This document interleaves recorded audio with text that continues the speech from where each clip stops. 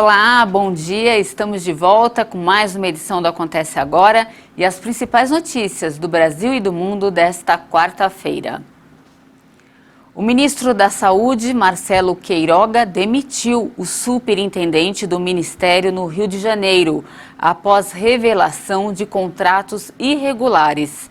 A decisão foi publicada hoje no Diário Oficial da União. Jorge de Vério, nomeado na gestão de Eduardo Pazuello em junho de 2020, é suspeito de irregularidades em contratos da saúde no Rio de Janeiro. Em novembro, o coronel da reserva autorizou 2 contratações que somavam cerca de 29 milhões de reais. Os negócios foram feitos com dispensa de licitação e com empresas que já haviam trabalhado para o de Vério quando ele estava na indústria de material bélico do Brasil. A empresa SP Serviços foi chamada para fazer uma reforma completa na sede do Ministério da Saúde, no Rio de Janeiro, por quase 19 milhões de reais. Outra empresa, a LED Soluções, foi escolhida para reformar um galpão para guardar arquivos na zona norte da capital fluminense por 9 milhões de reais. Na época, o Ministério da Saúde decidiu que não havia necessidade de apurar responsabilidades e irregularidades. Já o senador Randolfo Rodrigues pediu acesso a todas as comunicações de Jorge de Vério com o ex-ministro Eduardo Pazuello. O pedido ainda vai ser analisado pela CPI da pandemia. Agora um balanço do coronavírus aqui no Brasil. O Ministério da Saúde confirmou que o país ultrapassou as 452 mil mortes por Covid-19. Em 24 horas, o Brasil somou mais 2.173 mortes pela Covid-19. O país tem agora 452.031 vítimas da doença. Também foram registrados mais 73.453 casos. O total chega a mais de 16.194.000 diagnósticos confirmados. A média móvel de mortes em uma semana no país é de 1.854 vítimas por dia.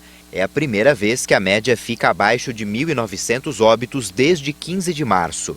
Já a média de novos casos segue alta e está em 65.910 confirmações diárias, mas ainda assim indica tendência de estabilidade. Vendo agora a evolução da pandemia por regiões, hoje 3 estados apresentam alta nas mortes: Amapá, Goiás e Mato Grosso do Sul. Em estabilidade estão 17 estados: Alagoas, Bahia, Ceará, Espírito Santo, Maranhão, Minas Gerais, Paraíba, Paraná, Pernambuco, Rio Grande do Sul, Rio de Janeiro, Rondônia, Roraima, São Paulo, Santa Catarina, Sergipe e Tocantins. E 6 unidades da federação registram queda: Acre, Amazonas, Distrito Federal, Mato Grosso, Pará e Rio Grande do Norte. Para encerrar, a variante indiana do coronavírus é atualmente uma grande preocupação aqui no Brasil. O primeiro paciente contaminado pela nova cepa do vírus foi confirmado no Maranhão. Especialistas consultados pela nossa reportagem afirmam que a mutação do vírus tem um poder de contaminação ainda maior e pode até acontecer uma terceira onda da doença aqui no país. Vamos conferir na reportagem. Tecnicamente, a nova cepa do vírus é conhecida como B1617.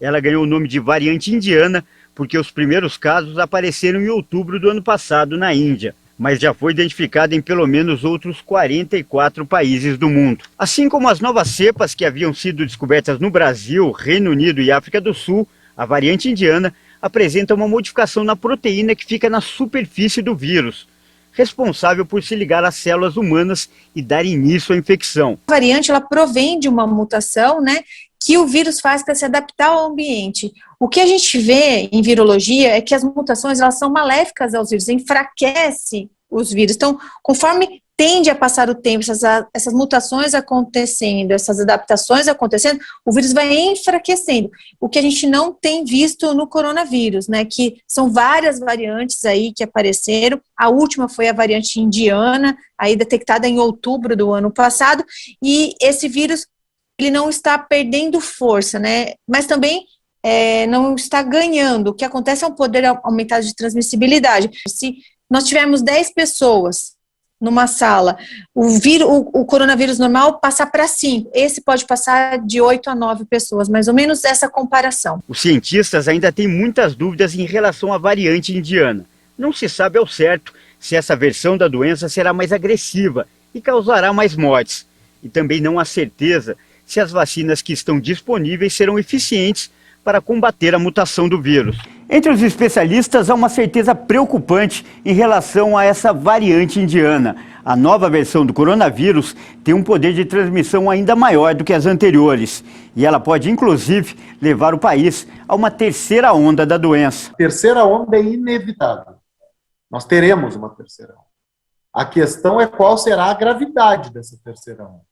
E a variante indiana, ela aumenta o risco de que a terceira onda seja mais grave. Esse é o papel da variante. Num país que, quando estabiliza os números, começa a reabrir. O Brasil nunca deixa a onda completar o ciclo. A gente sobe, chega lá em cima. Quando começa a estabilizar e dá uma caidinha, o Brasil reabre. O que o vírus vai fazer? Vai subir de novo. Não tem como a gente evitar isso se a gente não completar a curva.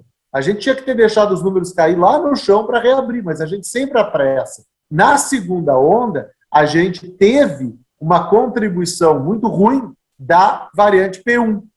A segunda onda, um dos motivos dela ter sido mais grave foi a alta circulação da variante P1. A gente tem que evitar que aconteça a mesma coisa agora com a variante indiana para a terceira onda. Após a descoberta do primeiro caso no Brasil, o Ministério da Saúde determinou algumas medidas emergenciais para evitar a disseminação da variante, principalmente a criação de barreiras sanitárias em portos, aeroportos e rodoviárias do país.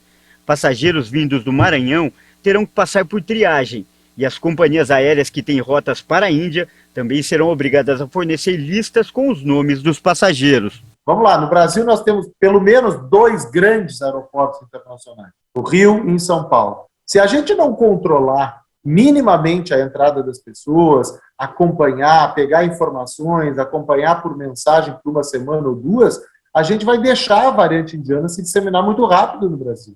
Então, assim, são muito bem-vindas essas iniciativas de tentar controlar a disseminação do vírus, especialmente no caso de uma variante preocupante como essa da Índia. Não é motivo para a gente entrar em absoluto desespero? Não, não é.